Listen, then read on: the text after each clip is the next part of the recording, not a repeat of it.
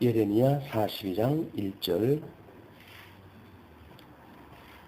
이에 모든 군대의 장관과 가레아의 아들 요하난과 호사야의 아들 여사냐와 백성의 작은 자로부터 큰 자까지 다 나와 선지자 예레미야에게 이르되 당신은 우리의 강구를 들으시고 이 남아있는 모든 자를 위하여 당신의 하나님 여호와께 기도하소서.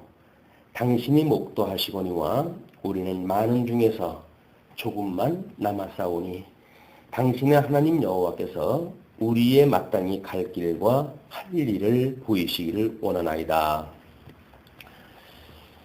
지금 우리 42장서부터 44장까지의 내용이 남은 백성의 애굽 이주라고 하는 큰 제목으로 우리가 잡았고 45장을 재앙 내리실 것을 예언하는 이런 그 내용으로 정리가 되어졌습니다. 그래서 오늘 42장부터 45장까지 이렇게 한번 확인을 할까 합니다. 42장은 지금 애굽 이주 경계에 대한 이 애굽으로 가는 것에 대하여 지금 경계하는 그런 그 내용인데 42장 1절을 우리가 이제 41장 16절로 연결을 시켜야 이것이 연결이 되어질 거예요.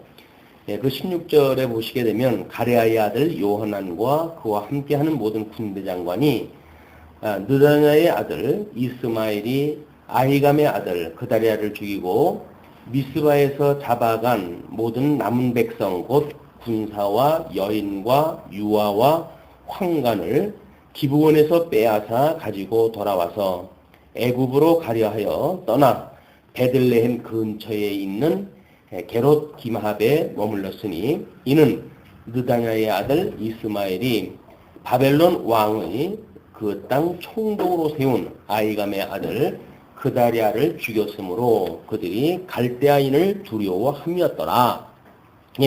그런 그 이유 때문에 그들이 지금 예루살렘을 떠나가지고 이 베들레헴 그 근처에 있는 게롯 기맘에 지금 도착해 있는 상태거든요.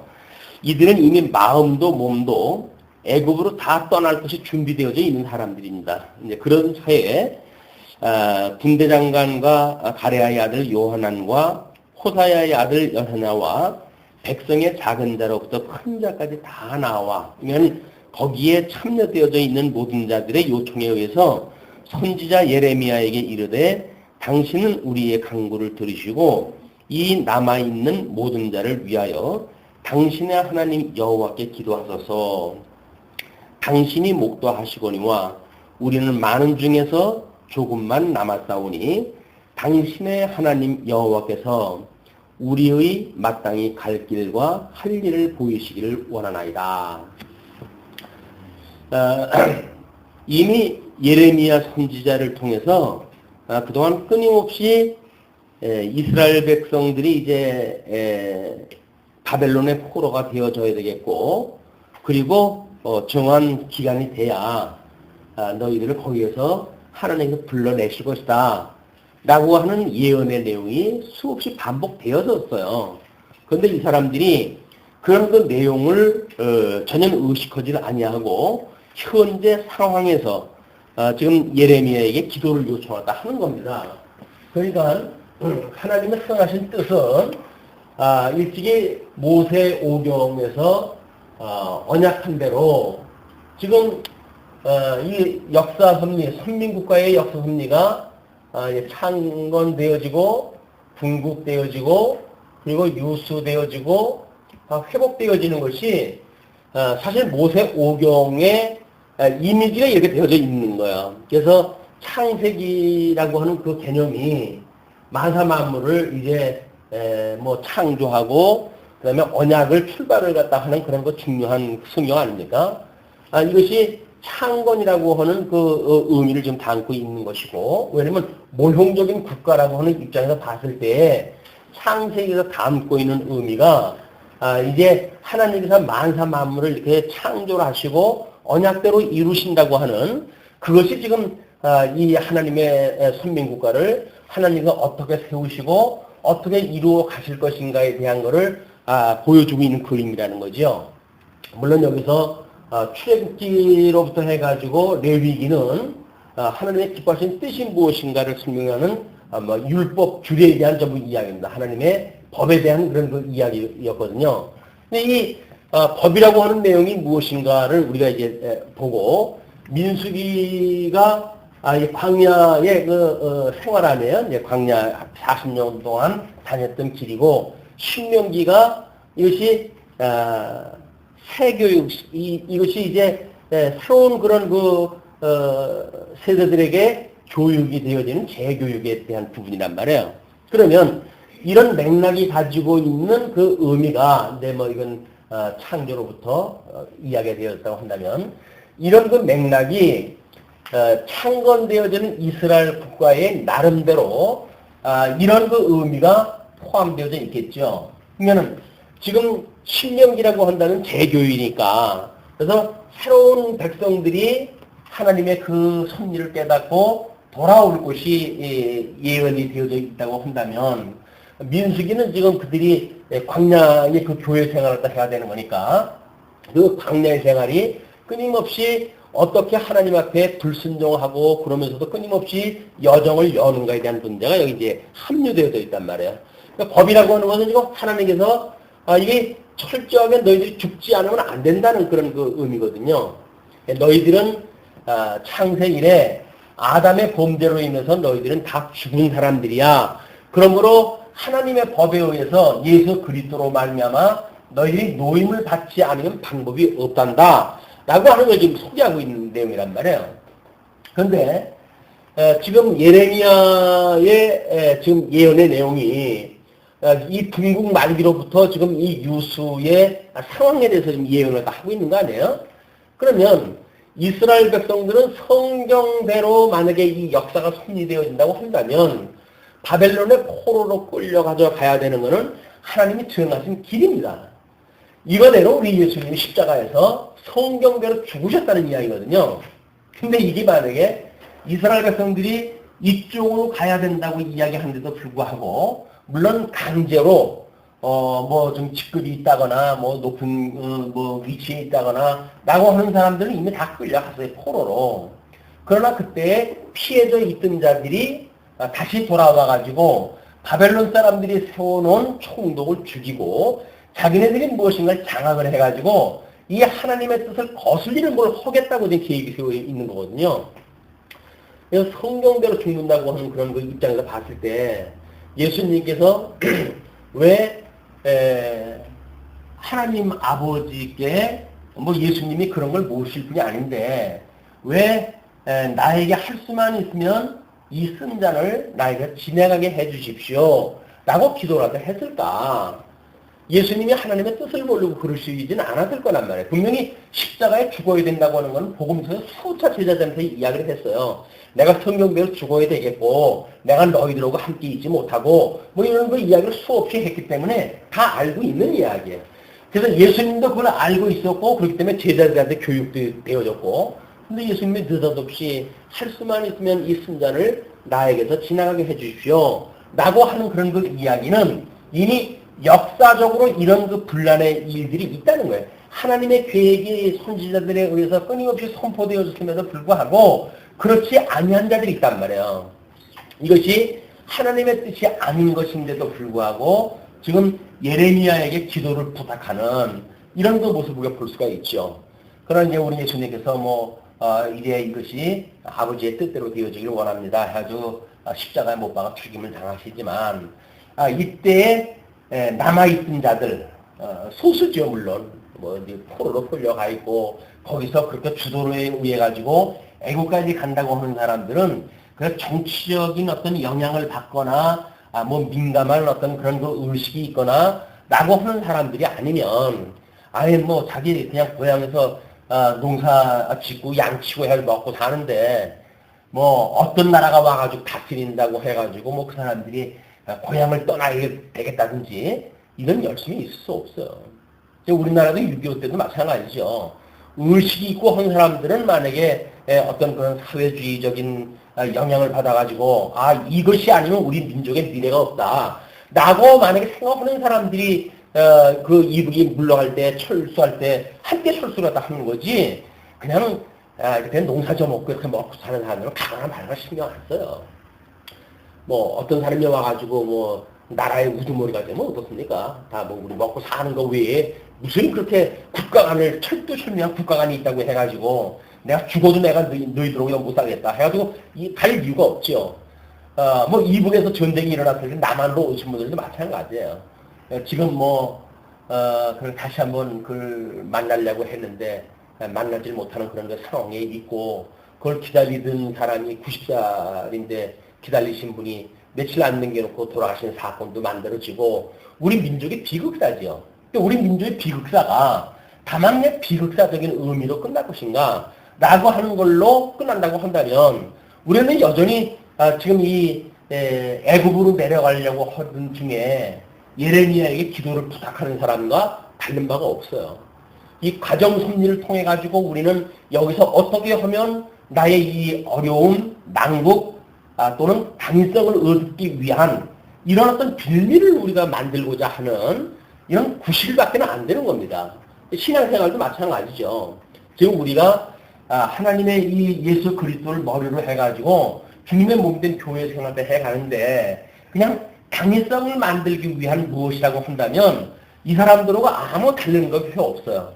하나님의 선한 뜻이 무엇인가를 분별해내지 않는 한 우리는 합리적이고 뭐 능률적이고 뭐 아주 차세대를 위한 뭐 이런 어떤 그 획기적인 아이디어가 나올 수 있겠죠. 그 무슨 의미가 있습니까? 하나님의 선한 뜻이 아니라고 하면 아무 의미가 없어요.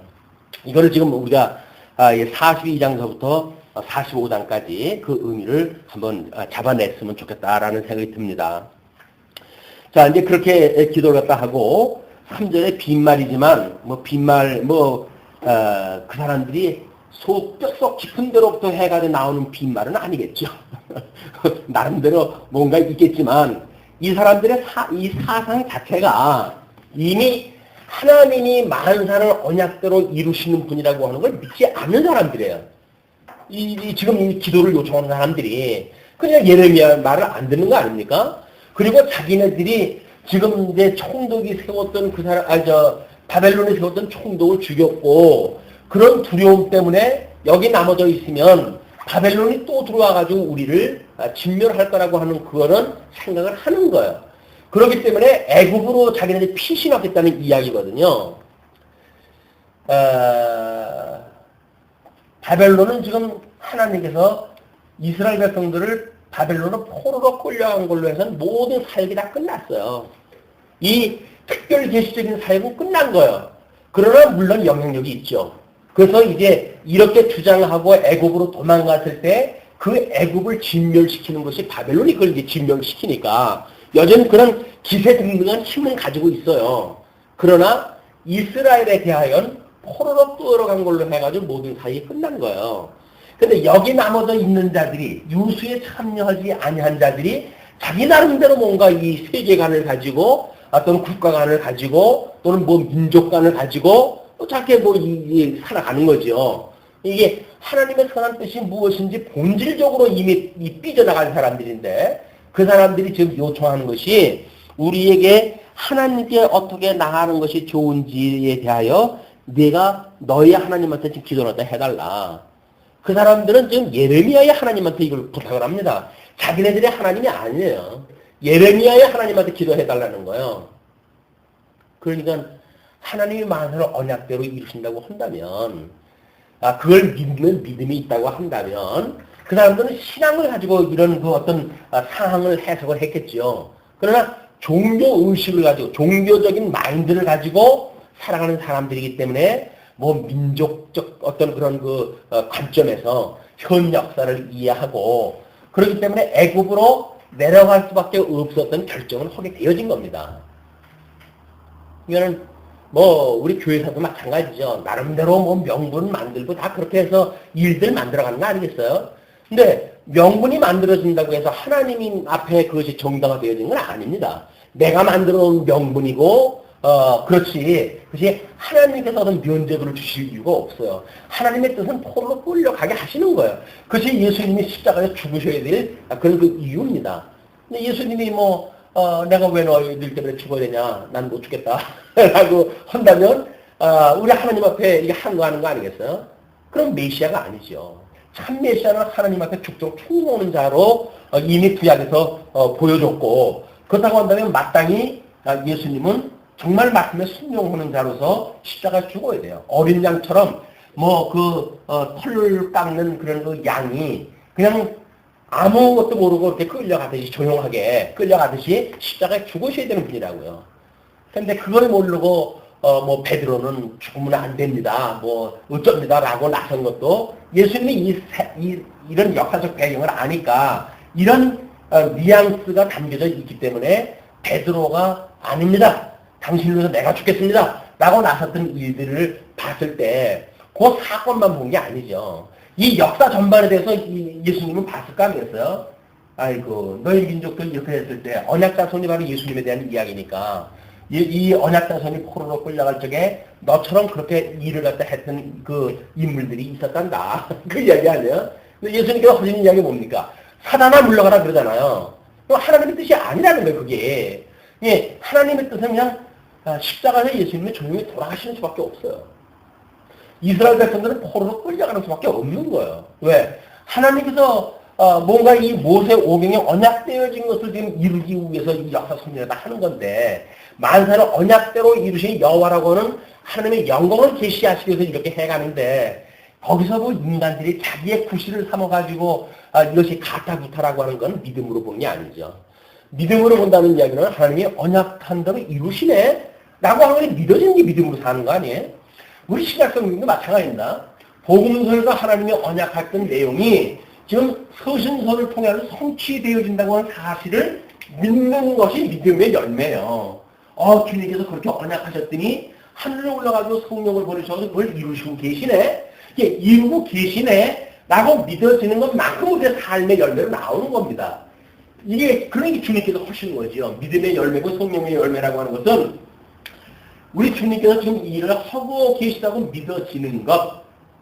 그래서 이분하고 만약에 우리가 관계가 없다고 한다면 머리와 몸으로서의 연결되어져 있지 않다고 한다면 지금 이루어지는 모든 일들은 예수님과 상관이 없어요.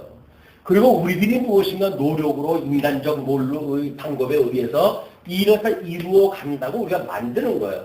그러면 우리 잘한 거가 만들어지죠. 내가 했다고 생각이 드니까. 우리는 잘할 것이 없는 것이 주님께서 언약하고 주님께서 다 이루시는 건데 설사 내가 죽도록 무슨 충성하는 열심이 있다고 한들 그게 나로부터 만미하는 것이 아니란 말이에요. 언약대로 이루신 주님께서 주시는 은혜의 선물로 그것이 이루어진다고 우리는 믿는 거니까 이 믿음으로 사는 사람들의 일이에요.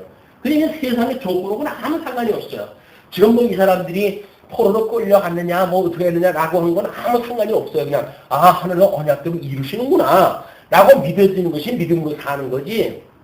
이 역사 상황이 이렇게 되어진 건 민족적인 입장에서 우리는 어떻게 해야 되겠고 이 사람들을 위해서 우리는 애굽으로 피난을 가가지고 때를 기다렸다가 이게 나중에 이 회복을 하니까 하신다고 하는 그런 것도 감이 없는 거예요. 자기네들 나름대로 뭔가 지금 성경이 다 무너지고 했지만 우리가 힘을 기르고 언젠가는 이루어내리라 라고 하는 인간적 열심이 작동이 되어졌겠죠. 그런 인간적인 내용, 인본주의적인 사상과 하나님의 언약대로 이루신다고 하는 이런 신적 섭리와 이 두 가지 관계를 가지고 이걸 읽어나가야 이때 역사의 내용들이 우리한테 읽힌단 말이에요. 그렇게 되어지기를. 자, 그러면서 이제 4절서부터 6절까지 요한안과 백성이 순종을 맹세해요. 순종을 할 거면 진작하지. 이제 와도 순종 맹세할 리가 뭐가 있겠어요? 그건 이미 뭔가 자기네들이 뭐가 잘못되어졌다고 있는 게 보여지는 거야. 그는 어떻게든지 예레미야를 설득을 해가지고 우리들이 순종할 테니까 해달라고 이제 요청을 하겠죠. 선지자 예레미야가 그들에게 이르되 내가 너희 말을 들었은즉 너희 말대로 너희 하나님 여호와께 기도하고 무릇 여호와께서 너희에게 응답하시는 것을 숨김이 없이 너희에게 고하리라. 이렇게 이제 이야기를 했어요. 그랬더니 그들이 예레미야에게 이르되 우리가 당신의 하나님 여호와께서 당신을 보내사 우리에게 이르시는 모든 말씀대로 행하리이다. 우리 주님이 우리 이제 주님은 지금 하나님 보좌 우편에 계신데 성령을 보내주셔가지고 지금 우리 하나님이 우리 주님께서 천상에서 일을 하고 있는 거다라고 성령이 지금 증거를 갖다 한다고 그러지 않았어요? 근데 성령이 증거를 갖다 하는 거예요. 그러면 여기서는 선지자를 보내가지고 하나님의 뜻이 무엇인가를 지금 선포를 하는 거지요. 여기서 정말 우리 하나님께서 당신의 여기에 성령을 보내가지고 이걸 직접 이루신단 말이에요. 이건 선지자라고 하는 메시아, 기름 부음 받은 자예요. 이 기름 부음 받은 자는 모형적인 인물입니다. 그러나 우리 예수 그리스도께서는 구약에서 언약되어진 선지자들은 비교될 수 없는 참 선지자 되시는 분 아니에요. 우리 마태복음에서 확인되어진 대로 그 참 선지자로 우리 주님께서는 오셔가지고 이 선지직을 감당을 하셨고 뿐만 아니라 선지자를 통해서 이걸 증거했다 하는데 우리 주님께서는 성령을 친히 보내줘가지고 이걸 증거한단 말이에요. 이때도 물론 성령께서 역사를 하는 거죠. 하나님께서 예레미야의 입술에 말씀을 넣어주고 그러하여금 말을 예언하다 하자 했기 때문에 이게 전부 이때 성신이라고 보통 표현이 되어져 있고 그런데 그분께서 역사하시는 일이에요. 여기는 신이 역사적으로 이분이 계시해가지고 당신이 예수님의 약속대로 오셨다고 하는 걸 보여주고 그리고 주님께서 약속한 걸 어떻게 이루어갈 건가를 신이 증거하시는 분이란 말이에요.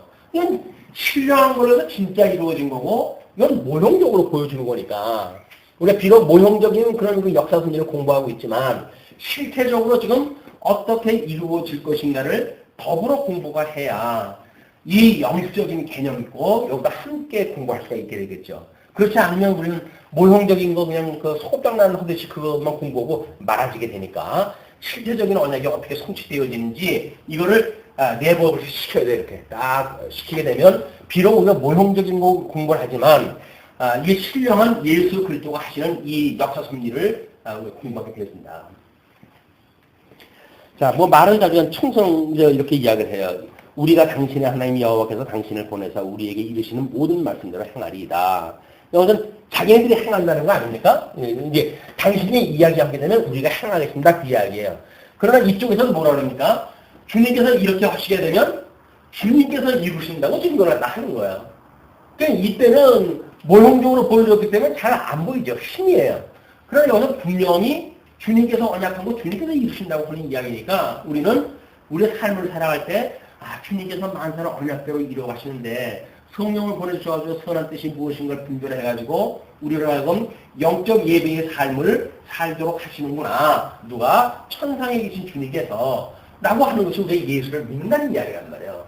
예수 그리스도를 믿는다는 이야기가 뭐예요? 그냥 뭐 십자가에서 죽으셨다고 하는 사실을 가서 믿고 그렇기 때문에 우리가 그분이 그리스도라고 믿는다고 하는 이야기는 우리 성경에 게시되어진 내용 중에 아주 극히 일부예요.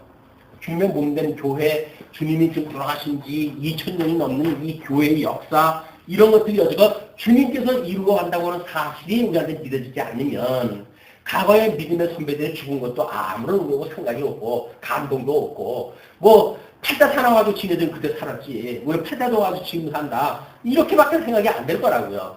그게 아니다.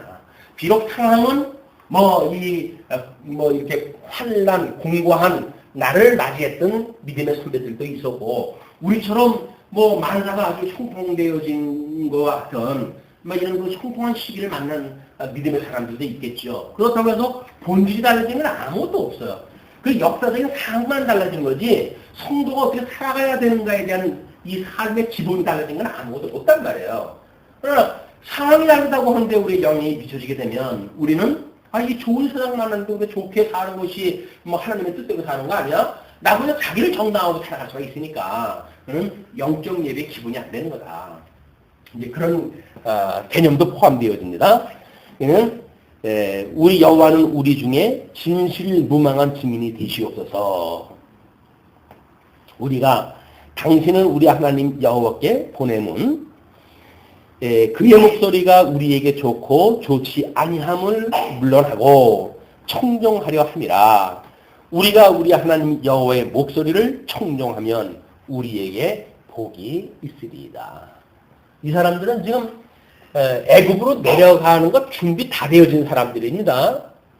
다만 선지자 예레미야로 하여금 그쪽으로 애굽으로 내려가는 것에 대한 당위성 하나만 얻으면 끝나는 거예요. 예레미야의 이야기는 당위성만 넣으면 끝나요.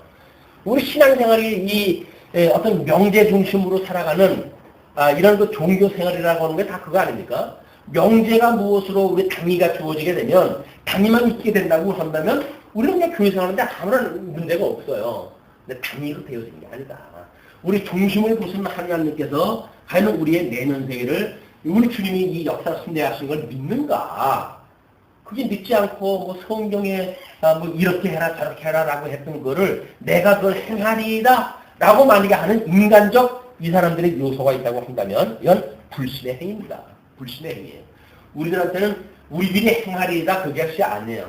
주님께서 이렇게 이루어 가시는군요 라고 하는 고백입니다. 이것이 믿음의 열매고 성령의 열매다. 자, 이제 이렇게 되는데 하나님께서 빼도 박도 못하는 이제 그런 그 응답을 주실 거예요. 그것이 7절에서부터 12절 유다에 거하라는 하나님의 응답이 떨어지게 됩니다. 10일 후에 여호와의 말씀이 예레미야에게 임하니 왜 10일씩이나 또 하나님이 이따가 대답을 주실까요? 이거는 뭐 아마 하나님께서 충분히 그럴 만한 이유가 있을 거예요. 10이라고 하는 뭐 충분한 어떤 기간을 두어가지고 너희들이 지금 얼마나 사악한 생각을 가지고 나한테 예레미야를 충동해가지고 기도를 하는지에 대한 거를 하나님께서 알고 계시기 때문에 철저히 빠져나가지 못할 만큼의 하나님께서 지금 이 기간을 정해주는 겁니다. 도망갈 수 없는 그런 그 기간이 될 거예요. 네?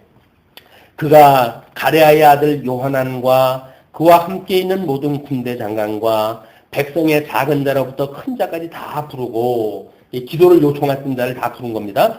그들에게 이르되 너희가 나를 보내어 너희의 강구를 이스라엘의 하나님 여호와께 드리게 하지 아니하였느냐? 그가 가라사대 너희가 이 땅에 여전히 거하면 내가 너희를 세우고 헐지 아니하며 너희를 심고 뽑지 아니하리니 이는 내가 너희에게 내린 재앙에 대하여 뜻을 돌이킴이니라.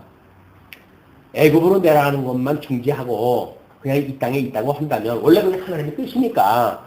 그러나 너희들 이쪽으로 내려갔던 거 애굽으로 내려가려고 했던 그 의도만 가지고도 하나님 너희를 정지하고 다 죽이려고 생각을 했지만 만약에 너희들의 생각을 돌이켜가지고 이 땅에 남아있는다고 한다면 내가 마음을 돌이켜서 너희들을 이제 지켜주겠다 그 얘기죠. 재앙에 대하여 뜻을 돌이킴이니라. 나 여호와가 말하노라 너희는 그 두려워하는 바벨론 왕을 두려워 말라. 너희들에 대하여 모든 사역은 그들이 끝났으니까 그들을 두렵다고 하는 핑계를 가지고 애굽으로 내려가는 일을 중지해라 그 얘기죠. 그러면서 너희를 바벨론 두려워 말라. 내가 너희와 함께하여 너희를 구원하며 그의 손에서 너희를 건지리니 두려워 말라. 내가 너희들 그 바벨론의 세력부터 너희를 구원하겠다는 거예요. 하나님은 두려워하지 말라는 거지요. 그러면서 내가 너희를 긍휼히 여기리니 그러도 너희를 긍휼히 여기게 하여 너희를 너희 본향으로 돌려보내게 하리라 하셨느니라. 포로로 끌려간 자들도 다 내가 너희를 긍휼히 여기는 것처럼 너희를 포로로 끌려갔던 그들이 너희를 긍휼히 여기는 마음을 가져가지고 돌려보내게 하시겠다는 거예요. 그렇게 하니까 13절로 22절까지 불순종 시에 받을 재앙에 대해서 이렇게 이야기를 합니다. 그러나 만일 너희가 너희 하나님 여호와의 말씀을 순복지 아니하고 말하기를 우리는 이 땅에 거하지 아니하리라 하며 또 말하기를 우리는 전쟁도 보이지 아니하며 나팔 소리도 들리지 아니하며 식물의 핏줄도 당치 아니하는 애굽 땅으로 결탄코 들어가 거하리라 하면 잘못되리라.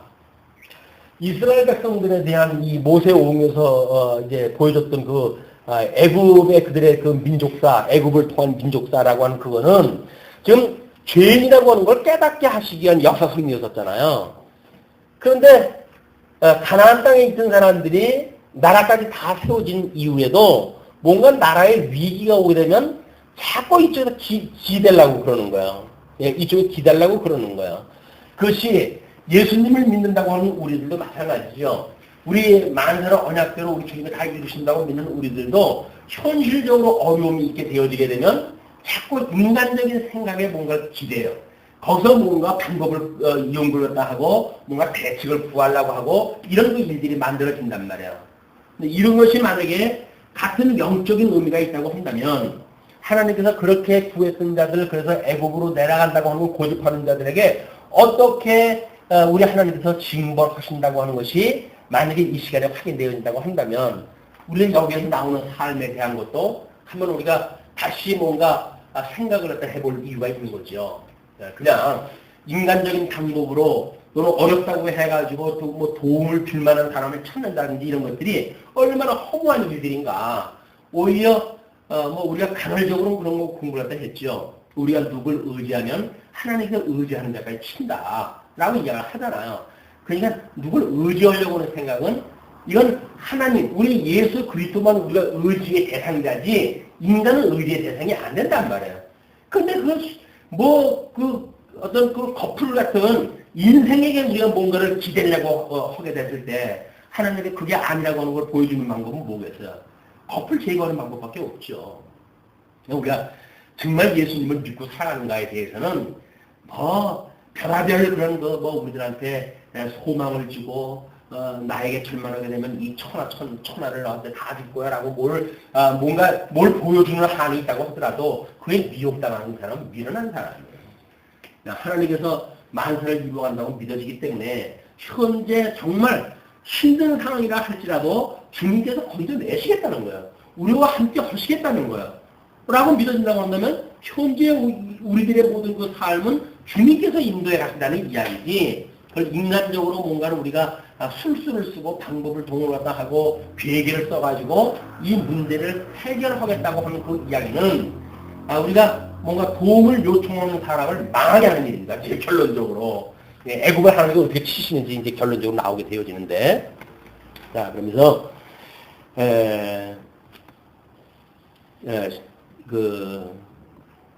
15절. 너희 유다의 남은 자여, 이제 여호와의 말씀을 들으라. 만군의 여호와 이스라엘의 하나님이 이같이 말씀하시되, 너희가 만일 애굽에 들어가서 거기에 거하기로 고집하면 너희의 두려워하는 칼이 애굽 땅으로 따라가서 너희에게 미칠 것이요. 그렇다고 해서 그들이 피하지는 못합니다. 너희의 두려워하는 기근이 애굽으로 급히 따라가서 너희에게 임하리니 너희가 거기서 죽을 것이라. 기근이라고 하는 것이 저 하나님께서 징계하는 것이 세 가지라고 그러지 않았어요. 이 자손, 땅, 통치라고 하는 하나님 나라의 3대 요소에 대해서 하나님께서 어떻게 합니까? 자손은 하나님의 질병을 통해 가지고 이걸 주신다고 그랬죠. 땅은 기근을 통해 가지고 주신다고 그랬죠. 이건 전쟁을 통해 가지고 주신다고 그랬단 말이에요. 그러니까 이스라엘 백성들이 이 땅은 지금 이 가나안 땅이 지금 이게 뭔가 매물러 가지고 기근이 만들어진다라고 생각이 들게 되면 기름진 애굽 땅으로 내려간다고 그러겠죠. 그러나 가나안 땅이 뭔가 기름지지를 않았고 애굽 땅이 기름지고 라고 하는 것이 아니에요. 하나님께서 이 3대 언약을 이루어 가시기 위해서는 하나님의 나라를 이루어 가시기 위해서는 기근이라고 하는 그것이 별개로 있어요. 요한계시록에 가게 되면 이제 이 기근의 그런 그 일들 땅을 황폐케 하고 기근에 일어나게 하는 그 말씀자를 보여주시잖아요. 우리 이 하나님의 권세를 갖다 보여주는 일입니다. 기근이라고 하는 거는 그 사람을 따라가는 거지 그것이 땅이 원래 본질적으로 좋은 땅이 있고 나쁜 땅이 있는 게 아니에요. 하나님이 아무리 좋은 땅이라고 하더라도 이 기근을 따라가게 해버리게 되면 그 땅이 기근이 돼버리는 거예요. 근데 우리는 마치 우리가 천성적으로 뭐가 만들어졌기 때문에 문제가 없다고 보여지는데 그게 아니다. 하나님께서 은혜로 붙들어 주셔야 우리의 마음도 정말 옥토밭처럼 돼가지고 하나님의 그런 그 말씀이 30배, 60배, 100배의 결실을 맺는 어떤 그런 땅이 되어지고 그렇게 되는 거지. 우리가 뭐 인간이 좋아가지고 이 덕성 자체가 뭔가 신성이 고와가지고 이런 게 만들어지는 게 아니란 말이에요. 근데 우리는 그렇다고 보여지는 거 아니에요. 그러니까 인간적으로 뭔가 훈련이 되어지게 되면 그런 일이 있을 수 있다고 보여지는 거죠. 그게 윤리란 말이에요. 인간이 어떻게 교육이 되어지게 되면 너희들은 이렇게 살아갈 수가 있다. 이렇게 되어지는데 그렇지 않다. 하나님의 이 진리의 말씀이 얻게 되어지게 되면 아무리 신성이 고운 사람도 거기에는 이 황폐한 땅밖에 이루어질 수가 없어요. 열매가 맺을 수가 없어요. 이거는 하나님께서 이 지근으로 하여금 말탄자를 보내가지고 얼마나 빠른 속도로 따라가게 하겠어요. 이게 그냥 기근이 우리 따라오는 거지. 기근이라고 한다면 이건 경제적인 영역 아닙니까? 이 경제적인 영역. 경제적인 영역이라고 하는 거는 하나님의 말탄자를 통해가지고 이거를 따라가게 한다니까요. 이 지근을. 그 우리가 그 수많은 돈을 가지고 있던 사람들이 무너지는 거 보면 속절없이 무너지는 그런 모습을 봐요. 아니 부자가 망해서 3대를 먹고 산다는데 어떻게 둘째 그렇게 됩니까? 이게 현대의 속도가 더 빨라졌기 때문에 이 말탄자를 통해서 하나님께서 이렇게 쫓아가게 하거든요. 기근을. 그러니까 아무리 무슨 3대 때 부자를 갖다 이루었다고 하더라도 하나님께서 망하시려고 한다면 졸지에 망하게 하시는 거예요. 여기에 이 주님을 믿는 것이 우리한테 얼마나 위로가 되어지고 이분의 우리 삶에 대한 이 지혜로운 일인가 이런 신앙생활의 본질을 우리가 찾게 되어지는 겁니다. 자 그러면서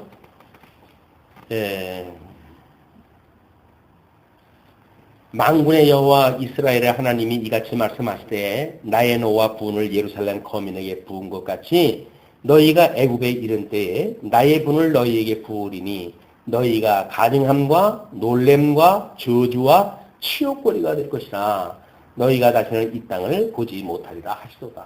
이 땅을 보지 못한다는 이야기는 언약의 땅, 지역을 잊지 못한다는 거 아니겠어요? 그냥 우리가 예정론을 잘못 이해하게 되면 예정론이라고 하는 것이 우리 이 선택되어진 거로부터 끄지막 날 우리 주님의 심판에 이르기까지 이것이 전반적으로 예정이 되어져 있다는 건데 요것만 가지고 예정을 말하니까 중간에 우리가 나날이 같은 그런 이야기를 하는 거예요. 하나님께서 한번 구원받은 사람 어디 가게 하시겠어? 이게 다 한 번 구원받았던 사람들을 하나님께서 해가지고 역사들입니다, 이게. 주님의 몸된 교회도 마찬가지죠.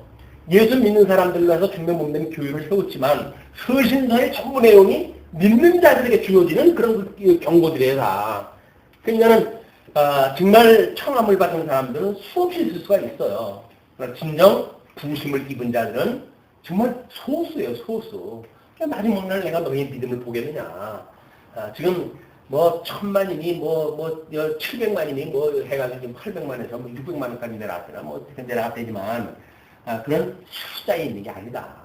하나님의 이 진리의 내용을 모르게 되면 겉모습만 보고 따라갈 수밖에 없어요.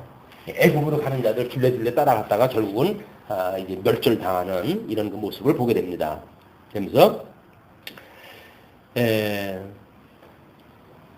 유다의 남은 자들아 여호와께서 너희 일로 하신 말씀에 너희는 애굽으로 가지 말라 하셨고 나도 오늘날 너희에게 경계한 것을 너희는 분명히 알라.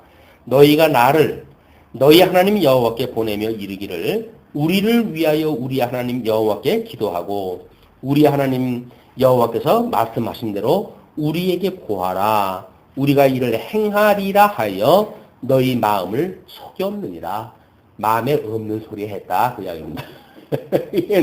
우리가 신앙생활을 한다고 하지만 이 마음에 없는 소리 이런 거 하고 살아가는 거예요. 종교생활이라고 하는 거는 주님하고 아무 상관없는 그냥 육적으로 아주 훈련되어진 이 경건의 훈련이라고 이렇게 이야기를 하는데 육체의 훈련이라고 이렇게 이야기를 하는데 육체의 훈련은 약간의 유익이 있다고 이렇게 이야기를 하잖아요. 그러나 경건의 연습이야말로 우리가 하나님을 살아계시는 하나님을 믿는 이것이 익힌 공부가 되어지는 겁니다. 그러나 육체의 훈련이라고 하는 그거는 어린아이들에게 뭔가 신앙생활에 신심을 심으시는 그런 어린 시절에 잠시 그런 교육이 필요한 거지.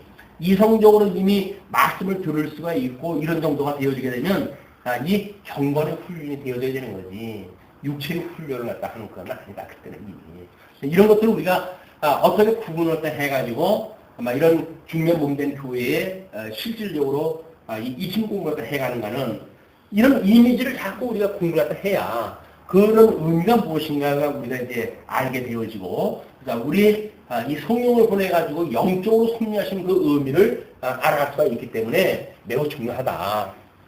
이건 성경 내용을 파악한다고 될 수 있는 이야기들이 아니에요. 이게 전부. 그러면서 너희 21절 너희 하나님 여호와께서 나를 보내사 너희에게 명하신 말씀을 내가 오늘날 너희에게 고하였어도 너희가 그 목소리를 도무지 순종치 아니하였은즉 너희가 가서 우고하려 하는 곳에서 칼과 기근과 연병에 죽을 줄 분명히 알지니라. 이제 뭐 거듭거듭 그렇게 되어져 있어요. 근데 이스라엘 백성들이 이제 그 남은 자들이 돌아가게 될 때 자기네들만 죽을 수 없잖아요. 그래? 너 그럼 우리 같이 가. 예레미야가 포로로 지금 애국까지 끌려가는 이런 그 신세가 되어집니다. 43장의 남은 백성이 이제 애국 2주의 내용이 소개가 되어지는데 1절로 4절 하나님의 말씀에 불순종하는 것이 드러납니다. 예레미야가 모든 백성에게 그들의 하나님 여호와의 말씀 곧 그들의 하나님 여호와께서 자기를 보내사 그들에게 이르게 하신 이 모든 말씀을 다 말하매 호사야의 아들 아사랴와 가레아의 아들 요하난과 및 모든 교만한 자가 예레미야에게 말하여 가로되 내가 거짓을 말하는도다. 지 맘에 맞지 않으면 거짓이래. 우리 하나님 여호와께서는 너희는 애굽에 거하려고 그리로 가지 말라고 너를 보내어 말하게 하지 아니하셨느니라. 다른 사람들을 설득할 수 있는 방법은 그 말한 자를 뭔가 위증을 갖다 걸어야 돼요. 그래야 다른 백성들이 나머지는 또 순종하다 하게 되어지니까 이게 그래서 적그리스도라는 겁니다. 그리스도의 말을 왜곡시켜가지고 그리스도를 믿지 못하게 하는 일들, 참 선지자의 말을 이제 공격을 갖다 해가지고 참 선지자로 믿지 못하게 만드는 일들, 다 마찬가지로 보여지는 일들이죠. 그러면서 이는 네리아의 아들 바룩이 너를 꼬드겨서 우리를 대적하여 갈대아인의 손에 붙여 죽이며 바벨론으로 잡아가게 하려 함이니라 하고, 오히려 바룩이 예레미야의 그런 그 전해주는 말을 적고 그랬잖아요. 이 사람들은 바룩에 의해 가지고 내가 지금 꼬임을 받았다 이렇게 합니다. 이에 가레아의 아들 요하난과 모든 군대 장관과 모든 백성이 여기에 이제 모든 백성까지도 이제 합류가 되죠.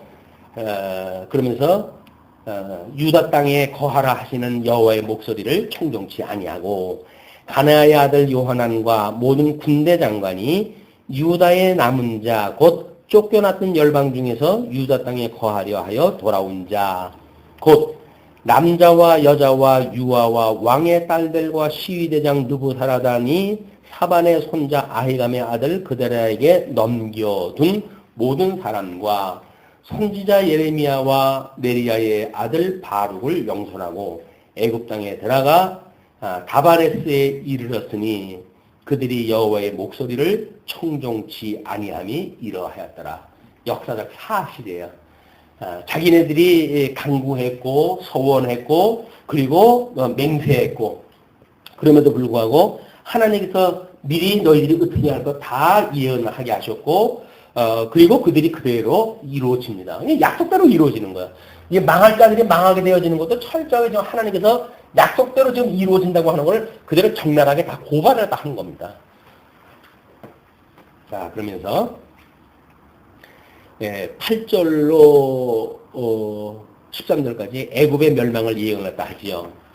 다바네스에서 여호와의 말씀이 예레미야에게 임하여 가라사대 너는 유다 사람의 목전에서 내 손으로 큰 돌들을 가져다가 다바네스 바로의 집 어귀의 벽돌 깔린 곳에 진흙으로 감추고 그들에게 이르기를 만군의 여호와 이스라엘의 하나님이 이같이 말씀하시되 보라 내가 내 종 바벨론 왕 느부갓네살을 불러오리니 그가 그 보좌를 내가 감추게 한 이 돌 위에 두고 또 그 화려한 큰 장막을 그 위에 치리라. 이미 그들 위에 지금 장막을 친다는 이야기는 완전히 정복을 갖다 하시겠다는 이야기죠. 그가 와서 애굽 땅을 치고 죽일 자는 죽이고 사로잡을 자는 사로잡고 칼로 칠 자는 칼로 칠 것이라. 그러면서 내가 애굽 신들의 집에 불을 놓을 것인즉 느부갓네살이 그들을 불사르며 그들을 사로잡을 것이요 목자가 그 몸에 옷을 두름같이 애굽 땅을 자기 몸에 두르고 평안히 그것을 떠날 것이며 이미 다 진멸을 갖다 해가지고 그가 또 애굽 땅 베세메스의 주상들을 깨뜨리고 애굽 신들의 집을 불사르리라 하셨다 할지니라. 그의 그런 정복했다는 이야기는 신전을 완전히 파멸시키게 되면 끝난 겁니다. 이때는 이미 어떤 그런 신국의 시대이기 때문에 그 신전을 자기네 신을 갖다 그 위에 세운다고 한다면 끝난 거야. 이제 그 전쟁이 그 보좌를 자기네 그런 발로 밟고 성전을 무너뜨리고 하는 그런 의미들이 지금 이 그쪽으로 갔던 사람들은 극히 소수일 거예요. 그 소수였던 자들이 애굽으로 내려가가지고 피난을 갖다 했다고 하는 그 이유로 해가지고 하나님께서 애굽의 전반적인 애굽을 친다는 겁니다. 하나의 격한 표적으로 보여주는 것이 그런 것들이에요. 뭐 이제 이스라엘 백성들이 애굽에서 나올 때 10가지 재앙도 마찬가지겠죠. 이스라엘 백성들 끄집어내는데 자연을 그렇게 하나님께서 통해가지고 보여주실 일이 뭐가 있겠어요. 온 천하를 갖다가 그냥 피를 갖다 만들고 하나님의 그 징계를 갖다 보여주시잖아요. 요한계시도 마찬가지입니다. 주님께서 어떻게 착한 백성들한테 경고를 갖다 하신가에 대한 이야기는 자연을 갖다 하나씩 치시는 거예요. 그래서 산천수목의 3분의 1을 불태워버리고 바다의 3분의 1을 갖다 배를 다 파괴시켜버리고 물고기를 죽여버리고 이런 그 역사들이 왜 일어나는가? 착한 백성들이 지금 너희들이 지금 무슨 생각을 가지고 살아가는지에 대한 걸 이제 고발을 갖다 하는 거예요. 거기서 한두 명이라도 그걸 깨닫고 돌아올 자는 돌아올 수 있는 시간을 주시는 겁니다. 하나님의 말씀은 지금도 살아서 운동력으로 이 역사를 다 하고 있는데도 불구하고 하나님의 말씀에 섭렵하시는데 하는데도 불구하고 중면 몸된 교회가 대형화되어지고 어떻게 하는 것이 당연한 것이고 종교는 그렇게 하는 것이고 라는 쪽으로 만약에 가게 되어지는 문제라든지 또는 성경을 왜곡시키는 비진리의 그런 모든 세력이라든지 이런 자들이 만약에 하나님의 이 경고의 말씀을 듣지 않는다고 한다면 그들의 진멸도 마찬가지인 거예요. 우리가 무슨 힘이 있어가지고 그대로 대적을 하겠어요. 다만 우리 하나님께서 이렇게 역사 섭리해 가시는 너무나 보이기 때문에 설사 우리한테 불이익이 있다 할지라도 진리의 말씀을 붙들고 지켜야 될 이유는 여기 있다는 겁니다. 그렇기 때문에 하나님의 말씀을 믿지 않는 자들에게 징계를 내리고 그 무서운 그런 자연계의 파괴의 그런 모습들이 드러나고 지금도 분명히 이루어지는 일들이 아닌가요? 지금 자연 훼손에 대한 문제라든지 이런 것들은 지금 실질적으로 우리 주변에서 일어나고 있는 일들이에요. 인간들이 자기네들이 어떤 문화명령이라고 하는 그런 이유를 가지고 과학을 발전시키고 무슨 문화를 창달하고 이렇게 해서 나는 헛된 영광을 노래하지만 하나님께서 그거를 지금 가차없이 찍어내고 있잖아요. 그럼에도 불구하고 이 하나님의 말씀에 귀를 기울이지 않는다는 이야기는 그는 화인받은 자들이에요. 우리는 그 말씀을 들을 때 맞아. 우리 하나님께서 우리를 사랑하시기 때문에 하나님께 지으셨던 그 자연에 대하여 저게 진노를 갖다 보여주시는 거로구나. 이렇게 믿어지고 깨달아지고 그래서 이 자연의 아픔이 나름대로 우리 믿는 사람들의 아픔처럼 느껴지고 이렇게 했을 때 같은 하나님의 섭리를 갖다 보는 거니까 이거 무슨 다 그 땅이야 망가진 것도 없고 어때 나 한 세대 그냥 잘 살면 되지 라고는 이기적인 생각에 머문다는 이야기는 기능적으로 보기 때문에 그렇다 그 이야기예요. 그게 기능적으로 보는 것이 아니라 하나님께서 이 진노의 계시의 모습을 보여준다고 한다면 그런 것들이 전부 아픔 아니에요. 이 회복의 때를 기다리는 자연의 그런 훼손에 대한 문제도 우리가 관심을 가져야 되는 이유가 하나님의 진노의 모습으로 드러난 거기 때문에 그런 거란 말이에요. 그 자연에 대한 진노나 만약에 이 말씀을 몰라가지고 진노받는 자나 마찬가지 아니겠어요? 거의 긍휼한 마음이 없다고 한다면 생명의 말씀을 전해야 될 이유가 뭐가 있겠어요? 우리들이 가지고 있는 재물과 시간과 노력과 모든 것들을 우리들이 포기를 갖다 해가면서 복음을 전해야 될 이유가 뭐가 있어요? 그러면 인간은 구원에 대한 문제를 위해서 한다고 한다면 자연도 마찬가지죠. 회복의 때를 위해서 한다고 하면 그렇게 했을 때 이제 천년왕국이 회복되어지는 저주가 거치고 천년왕국이 회복되어지는 그 모습을 보면서 우리가 하나님께서 이렇게 진노했던 것들이 어떻게 회복하는지를 볼 수 있는 기회가 되어질 거예요. 그렇게 했을 때 우리가 그 천연왕국의 의미가 있는 거지. 아니, 살아상자라는 뭐 자연의 훼손에 대한 하나님의 진노에 대한 이런 관심이 아무것도 없다가 뭐 천연왕국 때가 회복되어진 나라에 가가지고 뭘 한다고요? 그것도 뭐 이 세상 모든 기시의 역사가 끝나고 하나님 나라 하게 되면 거기다 하나님께서 지으신 모든 그 창조물에 대해서 우리가 찬송하다고 한다고요? 안 돼요. 지금부터 이 경건의 훈련이 필요한 거예요. 우리에게 주어진 모든 여건 찬양할 내용들이고 기뻐할 이유들이다. 그러면서 이제 43장까지 끝났고 44장을 넘어가게 되면 44장 1절부터 10절까지 예루살렘 멸망의 원인 우상 숭배를 애굽에서도 자행을 했다 합니다. 지금 애굽으로 이 8절부터 43장 8절로 13절까지는 그들이 애굽으로 내려갔고 하나님께서 어떻게 진노하신 대강을 보여줬다고 한다면 44장의 내용은 그걸 구체적으로 설명하는 내용들이에요. 그러면 그 1절부터 10절까지 예루살렘 멸망의 원인인 우상 숭배를 애굽에서도 자행하는 것들이 구체적으로 기술됩니다. 애굽 땅에 거하는 모든 유다인 곧 믹돌과 디바네스와 놉과 바드로스 지방에 거하는 자에 대하여 말씀이 예레미야에게 임하니라 가라사대. 그 이스라엘 백성이 도망갔던 애굽의 경계선에 있는 그런 그 도시들이겠죠. 그쪽에 하나님께서 계시가 임했어요. 만군의 여호와 이스라엘의 하나님이 이같이 말하노라. 너희가 예루살렘과 유다 모든 성읍에 내린 나의 모든 재앙을 보았느니라. 재앙을 너희들이 봤다. 그러나 보라.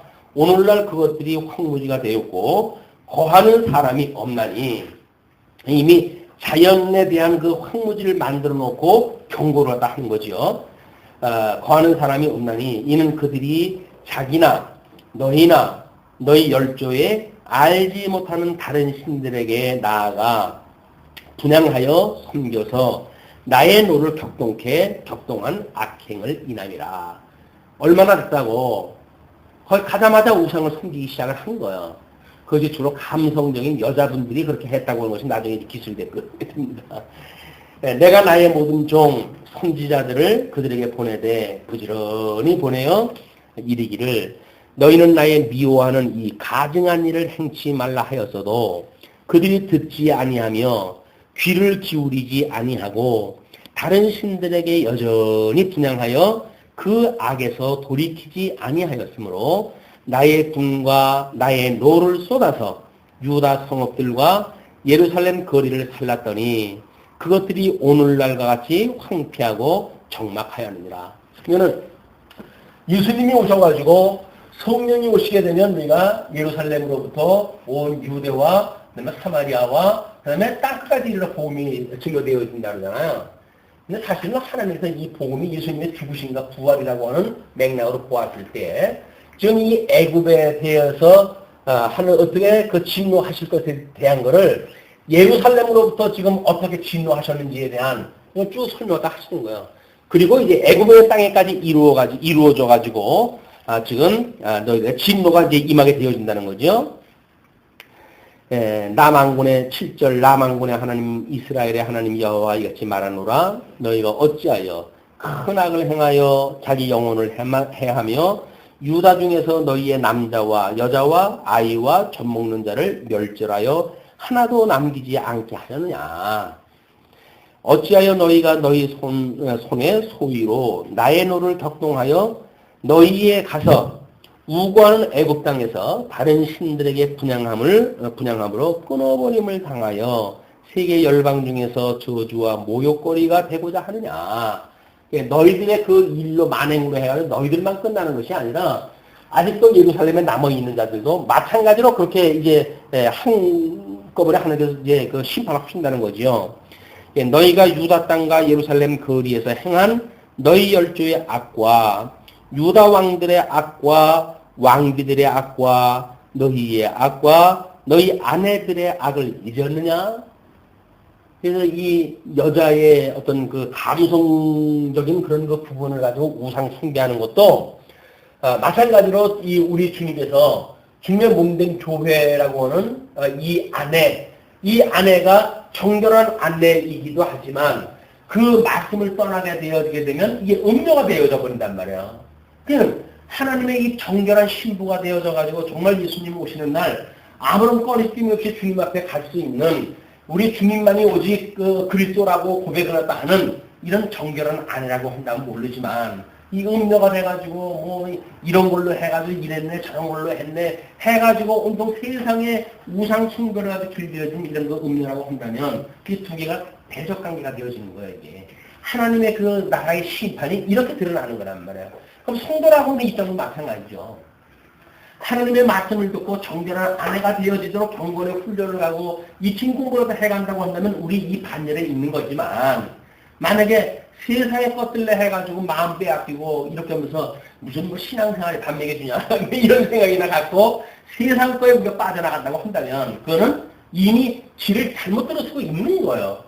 그러니까 하나님께서 우리에게 이 말씀을 들을 수 있는 기회를 줄 때 아이 그번이나 해가지고 돌아올 수 있으면 얼마나 다행이겠어요. 그러나 아무리 복음이 전파되어지고 하는데도 불구하고 끝내 이쪽으로 간다고 한다면 그 미혹에 함께 갈 수밖에 없는 겁니다.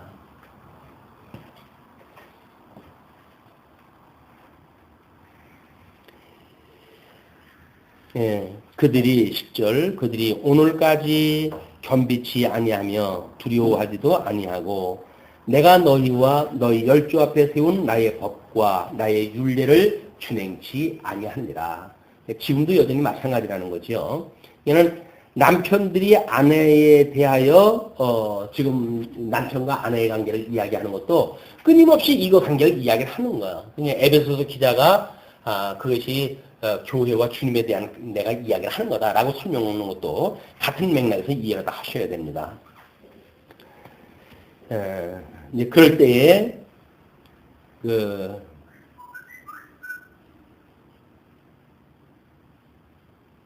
11절부터 14절까지 애굽이 이제가 받을 형벌에 대해서 이렇게 이야기를 합니다. 그러므로 나 만군의 여호와 이스라엘의 하나님이 이같이 말하노라. 보라, 내가 얼굴을 너희에게로 향하여 재앙을 내리고 온 유다를 끊어버릴 것이며 내가 또 애굽 땅에서 우거하기로 고집하고 그리로 돌아간 유다의 남은 자들을 취하리니 그들이 다 멸망하여 애굽 땅에서 엎드러질 것이라. 그들이 칼과 기근에 망하되 작은 자로부터 큰 자까지 칼과 기근에 죽어서 가증함과 놀램과 저주와 모욕거리가 되리라. 내가 예루살렘을 벌한 것 같이 애굽 땅에 거하는 자들을 칼과 기근과 연병으로 벌하리니 애굽 땅에서 들어가서 거기 우고하는 유다의 남은 자 중에 피하거나 남아서 그 사모하여 돌아와서 거하려는 유다 땅에 돌아올 자가 없을 것이라. 이미 심판이 시작되면 다시 돌아올 기회가 없어지는 겁니다. 예, 도피하는 자들 외에는 돌아올 자가 없으리라 하셨느니라.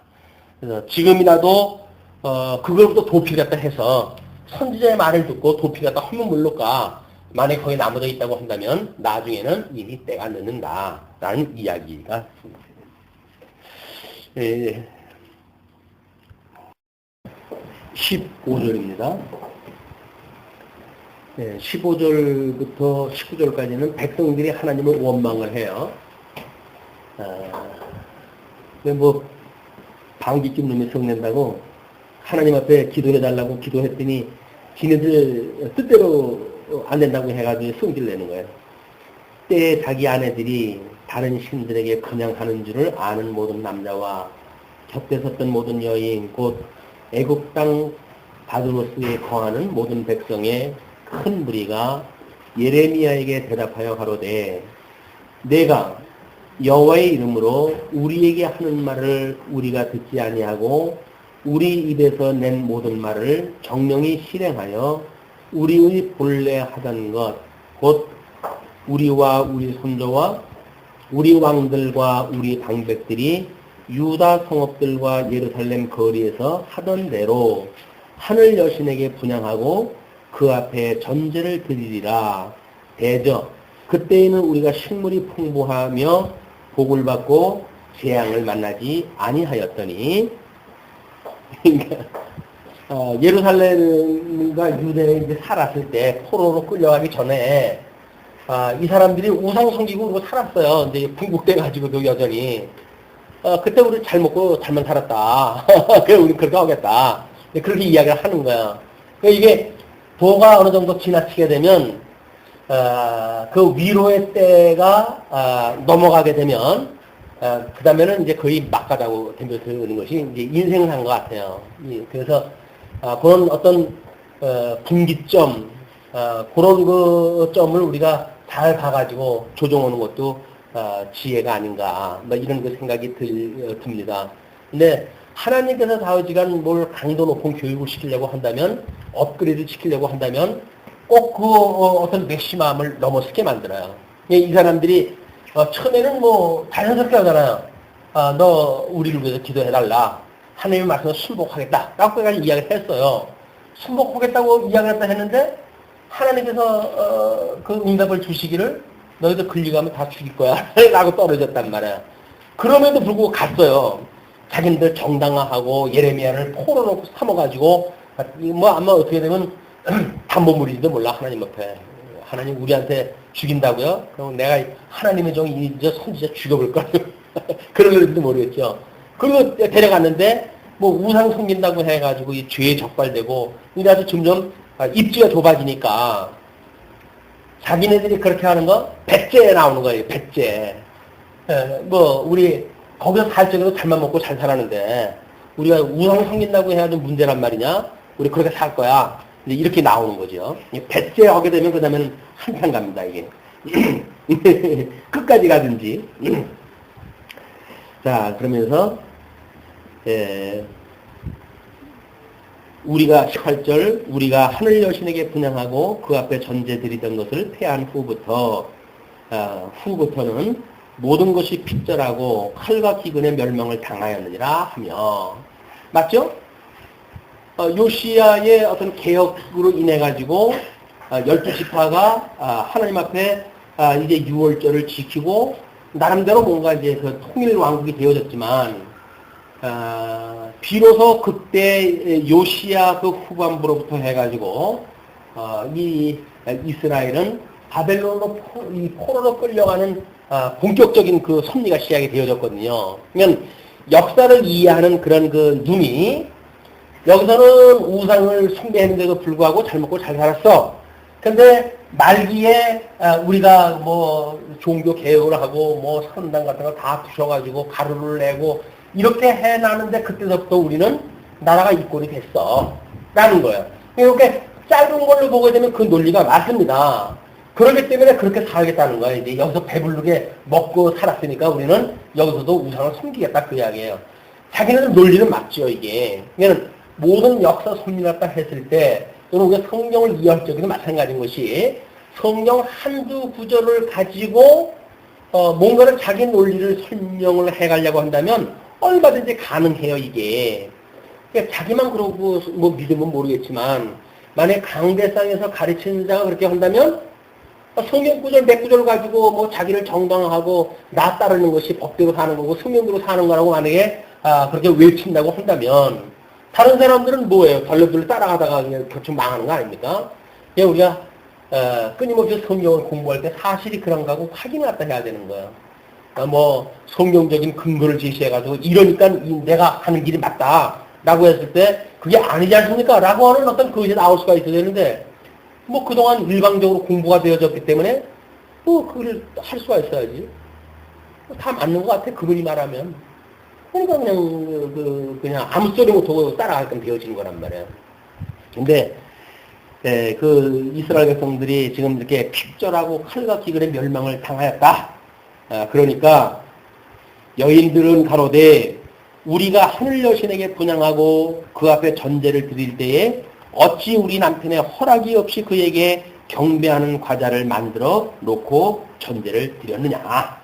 이런 남자, 여자 할 것 없는 모든 사람들의 문제지 여자들만의 문제도 아니다 라고 이제 이야기를 하는 거예요. 그동안은 뭐 나는 뭐 모르겠어요, 여자가 그랬어요, 뭐 이렇게 발뺌도 좀 하고 이런 어떤 여지가 있었지만 막 가자고 하니까 여자가 남편 허락 없이 그럴 리가 있냐. 다 묵인하에 그렇게 되어진 거지. 그러니까 우리 그냥 그렇게 살겠다. 배째 그런 그 이야기예요. 하나님이 만사 언약대로 이루어가시는데 내가 이런다고 해가지고 뭐 이러고 저런다고 그러겠어? 라고 그러면서 내 육신에 좋은 대로 살아야겠다고 하는 그 이야기가 바로 이 사람들의 그런 그 모습이란 말이야. 하나님께 주셨던 어떤 자유를 육체의 기회로 삼고 끊임없이 우리가 그렇게 되어져 간다. 그러나 하나님께서 우리들에게 그렇게 되어진 것이 이 우리의 기업에서 하나님께서 우리를 잘라내는 거라고 하는 것이 생각이 들고 구원의 반열에부터 우리를 갖다가 하나님 제거시킨다고 하는 맥락에서 이게 읽혀져야 되는데 기능적으로 먹고 사는 우상을 섬겼을 때도 잘 먹고 잘 살았어. 근데 우상을 섬기지 않았을 때 우리는 오히려 못 살았어. 그렇기 때문에 우리는 이렇게 우상을 섬기면서 산다고 해도 문제될 일이 없어 라고 주장을 한단 말이에요. 이거는 현재도 마찬가지입니다. 물론 예수님 오셨을 때도 그랬죠. 예수님이 이 땅에 오셨을 적에도 예수님을 믿고 예수님이 나를 따르는 자는 핍박이 이제 너희들이 당할 거야 라고 하니까는 그냥 뭐 예수님 십자가에 못 박아 죽임을 당했을 때 가늠한 것뿐이고 없잖아요. 없는 거예요. 그런데 그 예수님이 그렇게 했듯이 지금도 마찬가지예요. 우리 어떤 가정에 만약에 기독교가 처음에 들어올 때 뭐 엄청난 영적 전쟁이 일어났지요. 그래가지고 예수 안 믿는 가정에서 예수 믿는 제일 두려운 것이 뭔지 아닙니까? 우리 집안이 망할까봐 싫어요. 그 이야기예요. 그 이야기는 뭡니까? 우리가 우상을 섬기고 살고 잘 먹고 잘 살았는데 왜 예수를 믿고 우리가 왜 고생을 갖다 해야 돼? 그 이야기거든요. 예수를 믿는 것이 복 받는다고 하는 개념으로 이미 교육이 되어졌기 때문에 그런 이야기가 나오는 거예요. 예수를 믿는 것은 고난입니다. 라고 만약에 우리 일찍이 그런 복음이 선포되어졌다고 한다면 그러면 그 사람들이 그런 걸 평면적으로 비교는 안 했을 거예요. 내가 예수를 안 믿고 내가 우상을 섬기고 살 적에는 잘 살았지만 예수를 믿으면 그 집안이 뭐 망한다고 그러더라. 그러면 난 무서워서 못 믿겠다. 라고 말한다고 그 이야기는 당연한 거란 말이에요. 그러면 망하는 것이 아니라 영적으로 오히려 부여하게 되어지는 겁니다. 라고 하는 신령한 복음이 선포가 돼야 되는데 혹 그럴지도 모르겠네요. 그러면 뭐 더 있어요. 잘 먹고 잘 살아야 되는데 뭐 조금 더 한번 믿어보다가 뭐 그럴 기미가 있으면 얼른 발을 빼시든지요. 뭐 해가지고 그 사람 입장에서 복음을 증거한다든지 참 답답한 거 아니겠어요? 이런 그 영적 부여를 모르게 되면 육적인 그 사람들의 논리를 우리는 그대로 따라갈 수밖에 없는 거예요. 지금 그 예레미야한테 공격하는 자들의 이야기가 그겁니다. 그러면서 20절로부터 30절까지 애굽 멸망의 징표와 심판이 선언돼요. 더 구체적으로 예레미야가 남녀 모든 무리 곧 이 말로 대답하는 모든 백성에게 일러 가로되 너희가 너희 선조와 너희 왕들과 방백들과 유다 땅 백성이 유다 성읍들과 예루살렘 거리에서 분향한 일을 여호와께서 기억지 아니하셨느냐 생각지 아니하셨느냐. 여호와께서 너희 악행과 가증한 소위를 더 참으실 수 없으셨으므로 너희 땅이 오늘과 같이 황무하여 놀램과 저주거리가 되어 검이 없게 되었나니. 이 사람들의 그 역사 해석 방법하고 좀 이 예레미야의 그 역사 해석 방법으로 지금 가르쳐주는 이야기입니다. 이 사람들은 우상을 숭배했을 때 잘 먹고 잘 살았어. 근데 종교 개혁을 일으키고 뭐 잘 산다 어쩐다 해놓고서부터는 우리나라 이 모양 이 꼴 됐어. 그러니까 우리는 잘 먹고 잘 살던 때로 돌아갈 거야. 그런 그 이야기였었거든요. 그러니까 예레미야가 그런 일이 아니라는 거예요. 지금 우리 손조들이 이렇게 우리가 얼마나 이 남북으로 나라가 갈려가지고 불순종을 갖다 했고 그래서 끝내 이 불순종 때문에 너희들이 이렇게 포로로 끌려가는 상황에 이른 건데 이렇게 넓은 의미로 이걸 보아야지. 여기 와서 불순종할 때는 잘 막았고 그 다음에 말기에 종교개혁이 일어났을 때는 망했다. 라고 좁은 의미로 봐가지고 해석이 안 된다. 그런 이야기 안 해. 23절 너희가 분향하여 여호와께 범죄하였으며 여호와의 목소리를 청종치 아니하고 여호와의 법과 율례와 증거대로 행치 아니하였으므로 이 재앙이 오늘과 같이 너희에게 미쳤느니라. 우리 이 신명기에서 언약했던 내용도 그거 아니에요? 너희들이 이렇게 망한 것은 일찍이 너희들이 불순종을 했기 때문에 그렇다. 그러니까 이 선지자의 이야기는 이제 이 예레미야의 그 논지는 그거 아니에요. 그런데 신명기에서 언약하기는 뭐라 그러냐면 내가 약속한 땅에 너희들이 들어가게 되면 너희들이 속히 나를 떠날 걸 이미 약속이 되어진 거예요. 그때 내가 너희를 열방으로 흩을 것이다. 그 언약대로 이루어진 거를 지금 예레미야는 너희들이 이렇게 불순종했기 때문에 너희들 이렇게 포로로 끌려가게 되어진 거다. 라고는 원인을 이쪽에다 두게 되어진 거죠. 그러나 이미 신명기에서는 이렇게 되어지고 이렇게 되어지고 이렇게 되어지고 분국과 유수와 회복에 대한 것이 언약되어진 거란 말이에요. 언약대로 이루어지는 거예요. 선지자가 지금 그걸 선포를 하는 거죠. 그러면서 24절 예레미야가 다시 모든 백성과 모든 여인에게 말하되 애굽 땅에서 사는 모든 유다여 여호와의 말씀을 들으라. 안 듣기 때문에 계속 들으라 그러네요. 만군의 여호와 이스라엘의 하나님이 이같이 말씀하시되 말을 안 들을 적에는 단 수식어가 길어져요. 하나님에 대한 수식어가 만군의 여호와 이스라엘의 하나님이 이같이 말씀하시되 너희와 너희 아내들이 입으로 말하고 손으로 이루려 하여 이르기를 우리가 소원한 대로 반드시 이행하여 하늘 여신에게 분향하고 전제를 드리리라 하였은즉 너희 소원을 성립하며 너희 소원을 이행하라 하시느니라. 여기서 소원을 성립하고 또 소원을 이행하는 그런 그 일들이야말로 지금 그 이야기 아니에요. 입으로 말하고 손으로 이루려 한 일들을 갖다 이루기를 우리가 소원한 대로 반드시 이행하여 하늘의 여신에게 분향하고 전제를 드리리라 하였은즉 너희들이 그렇게 이야기를 했으니까 그렇게 해라. 그러면서 그러므로 애굽 땅에서 사는 모든 유다여 여호와의 말씀을 들으라. 여호와께서 말씀하실 때 내가 나의 큰 이름으로 맹세하였은즉 애굽 온 땅에 거하는 유다 사람들의 입에서 다시는 내 이름을 일컬어서 주 여호와의 사심으로 맹세하노라 하는 자가 없게 되리라. 파멸에 대한 것을 이렇게 이야기를 합니다. 보라, 내가 경성하여 그들에게 재앙을 내리고 복을 내리지 아니하리니 애굽 땅에 있는 모든 유다 모든 사람이 칼과 기근에 망하여 멸절되리라. 그런즉 칼을 피한 소수의 사람이 애굽 땅에서 나와 유다 땅으로 돌아오리니 애굽 땅에 들어가서 거기 우거하는 유다의 모든 남은 자가 내 말이 성립되었는지 자기들의 말이 성립되었는지 알리라. 그래서 하나님께서 증인들만 몇 명 뽑아가지고 예, 누구 말대로 되는지 보여주시겠다 그 이야기죠. 사실 증인은 많은 사람이 필요하지 않습니다. 왜?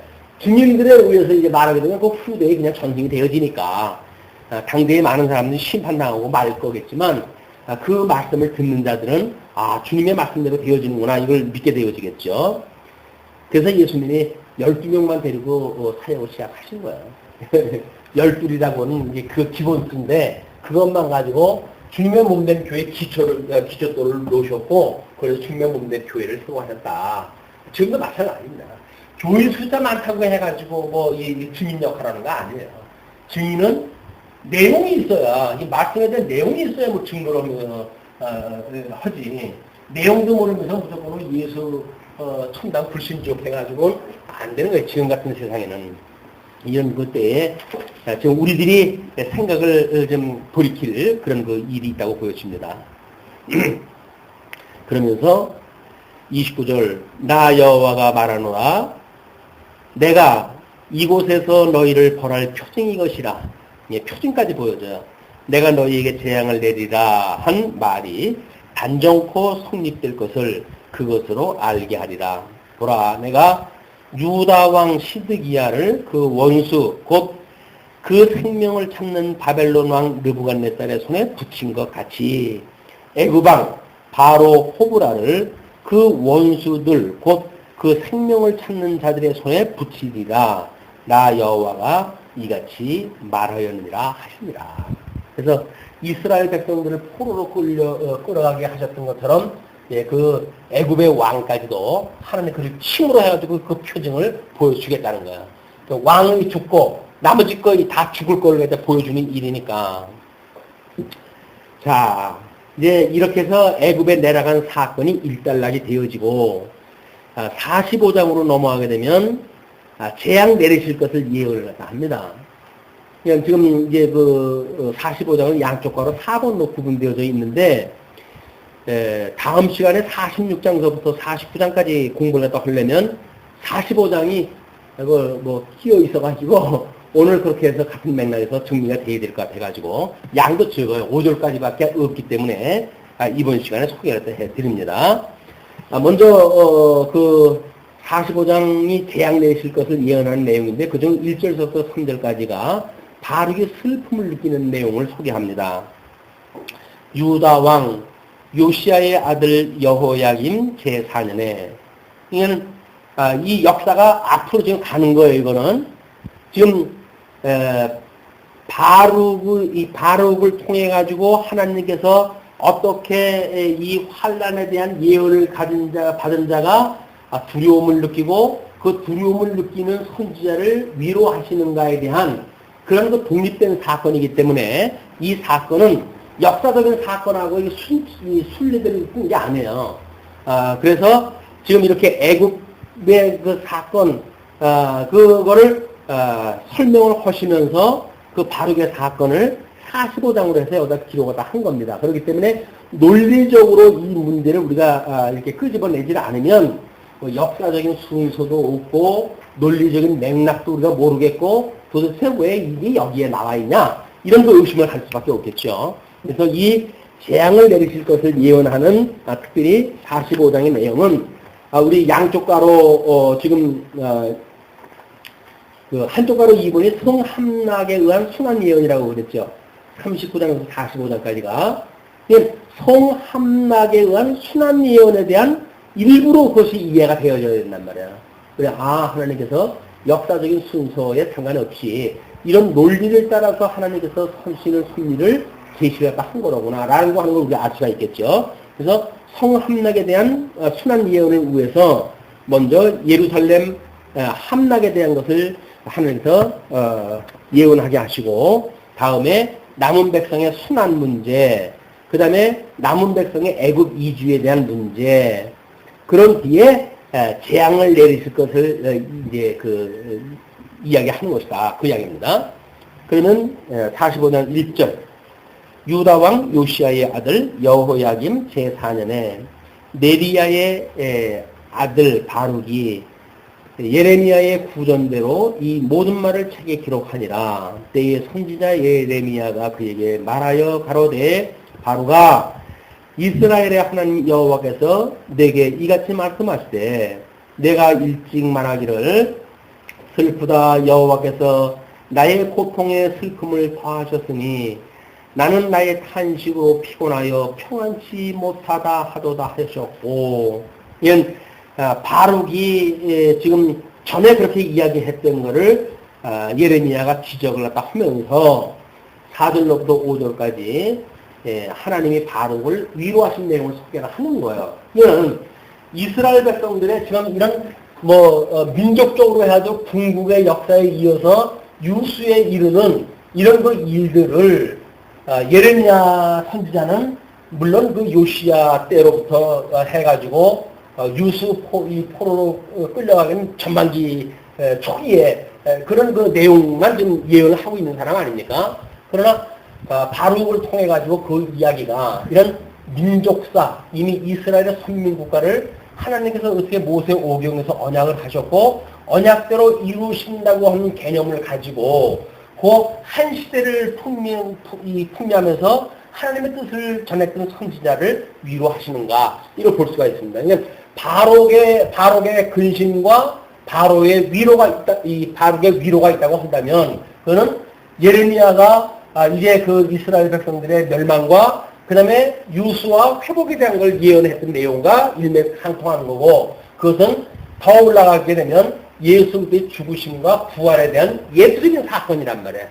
모든 사건이 죽으심과 이 부활하심에 대한 예표적인 사건이기 때문에 바르게 사건도 오늘 뒤에 45장으로 붙여가지고 이렇게 염려했어요.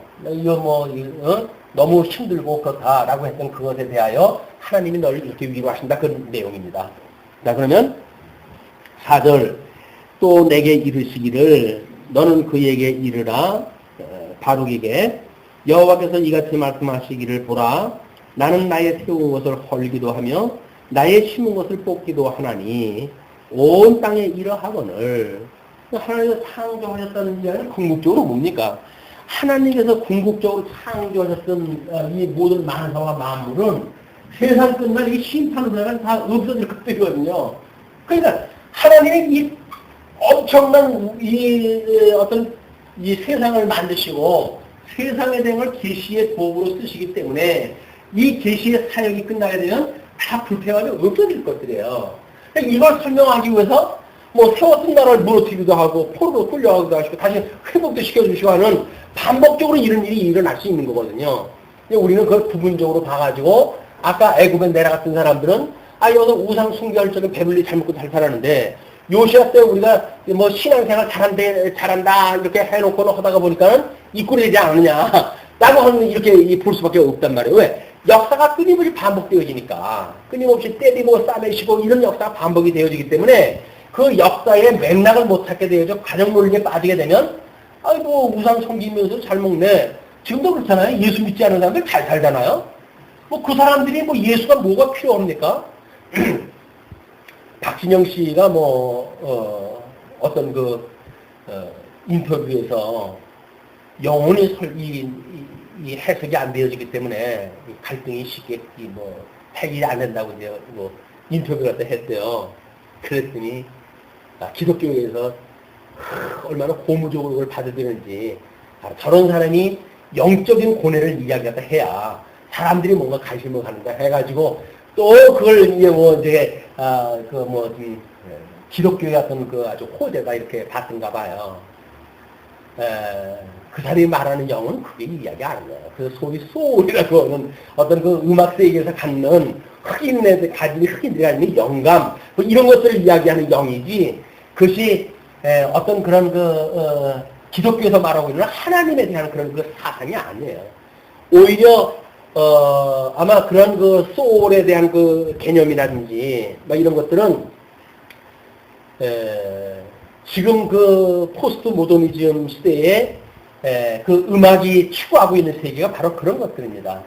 모든 것들이 혼합되어져 있는 그런 가운데에 어떤 인간 본성에 의해 가지고 그런 노래하는 거에 대한 그런 추구이기 때문에 철저하게 아주 인본의 극치를 갖다 이야기한 거거든요. 근데 그걸 마치 우리 먼저 이병철 회장이 몇 가지 질문을 갖다 제시했잖아요. 이런 사람들이 이런 질문을 제시해야 된다. 철학적인 그런 아픔을 가지고 있어야 나름대로 이 복음의 이 증거를 받아들일 수가 있게 되어진다. 이렇게 설명을 했더라고요. 이거는 너무 이 하나님의 섭리를 오해하는 그런 모습들이다. 그런 걸로 좀 될 것 같으면 하나님께서 힘이 없어서 못하십니까? 능력이 없어서 못하십니까? 아니에요. 자, 뽑기도 하나니 온 땅에 이러하거늘 내가 너를 위하여 대사를 경영하느냐? 그것을 경영하지 마라. 보라 내가 모든 육체에게 재앙을 내리리라. 그러나 너의 가는 모든 곳에서는 내가 너로 생명 얻기를 노량물을 얻는 것 같게 하리라. 여호와의 말이니라 하셨느니라. 그냥 대사를 뭔가 이 경영을 갖다 하고 이러는 것 때문에 지금 네가 고민을 갖다 하느냐? 하지 마라. 내가 할 테니까 너 하지 마라. 내가 하는 거 증거만 하면 됐지. 대사를 경영한다고 생각이 들어가지고 그게 안 된다고 해서 노심초사하고 고민을 갖다 하고 그래 쓸데없이. 다만 네가 어두운 곳에 간다고 할지라도 너를 구원하는 것은 나라고 하는 걸 보여주기 위해서 너를 구원을 갖다 할 거야 내가. 그렇게 지금 위로다 하시는 거야. 그러니까 교회를 사랑한다고 하는 그런 명목하에 때로는 이러기도 하고 저러기도 하는 그런 일이 있을 수 있겠죠. 그것이 제일 우선적으로 할 건 뭡니까? 나의 하나님이라고는 전제로부터 교회가 이야기가 돼야지. 나는 구원에 대한 확신도 없고 뭐 하나님 승리하시는 나와 함께 하시는 하나님에 대한 믿음도 없으면서 주님의 몸된 교회가 어쩌고 저쩌고 뭐 이 교회를 위해서 우리는 어떻게 해야 되고 뭐 개혁을 일으켜야 되고 이런 아무런 의미가 없는 거예요. 정말 우리 하나님이 어디 가든 나와 함께 하십니다. 그렇다고 한다면 그런 자를 묶어가지고 이 신령한 교회를 이루어가시는 분 아니에요? 그런 자들이 모여서 교회가 되어지겠죠. 뭘 뜻받는 자들은 오라, 뭐, 우리가 함께 일을 갖다 하자. 무슨 병영이 필요합니까, 거기에. 하나님이 해가시는 일에 우리가 그냥 공짜로 그냥 기업에 참여가 되어지는 거지. 이런 그 은혜를 깨닫는 것이 구약적 이런 그 어떤 상황, 역사적인 상황을 이해 못했던 바록에게 예레미야가 하나님의 그런 그 예언을 통해가지고 좀 위로를 얻어 해주신다. 뭐 그런 염려라고 한다면 어째 너뿐이겠냐. 나도 지금 그러고 사는데. 그러나 하나님이 나와 함께 하신다고 하는 그런 믿음을 가지고 내가 어느 곳에 처하든지 그 믿음을 가지고 내가 산다. 이런 그 위로가 되겠죠. 이런 그 바룩에게 했던 예레미야의 위로가 또 오늘 살고 있는 우리들에게도 큰 위로가 되어져서 뭐 때로는 우리가 어려울 때도 있고 또는 형통할 때도 있겠죠. 그때마다 하나님이 나와 함께 하신다고 하는 믿음을 가지고 그걸 능히 이길 수 있는 신앙생활이 되어졌으면 좋겠다 하는 기대를 가지면서 오늘 말씀을 줄이겠습니다.